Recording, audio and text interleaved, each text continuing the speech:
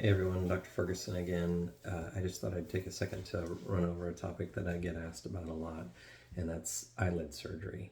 So there are two different types, upper and lower eyelid surgery.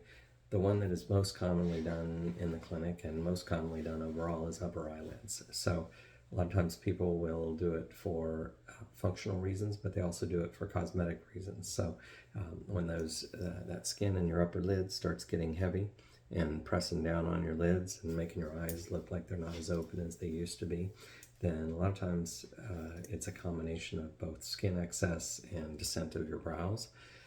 The most common way to fix it is to do just an upper eyelid skin resection. So it's commonly known as a blepharoplasty. That's something that we frequently do here in the clinic when we're just doing it by itself, because it's basically a skin operation. I know that makes some people a little bit queasy, but it actually is very straightforward. We design it so that the incision will fall in that natural skin fold that you have above your eye.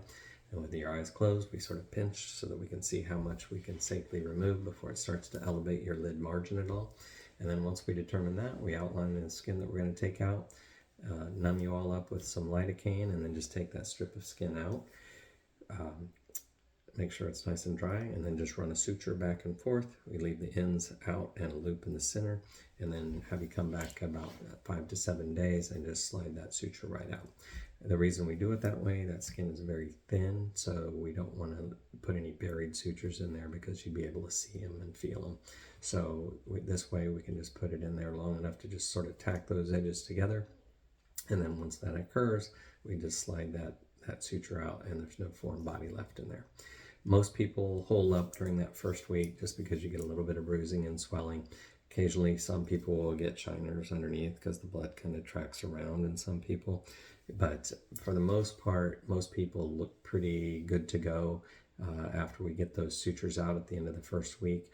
And whatever little amount of bruising is left, usually most people can cover that up with just a little bit of makeup. So by 2 weeks, most people look pretty normal. So that's a fairly quick, easy way to address that.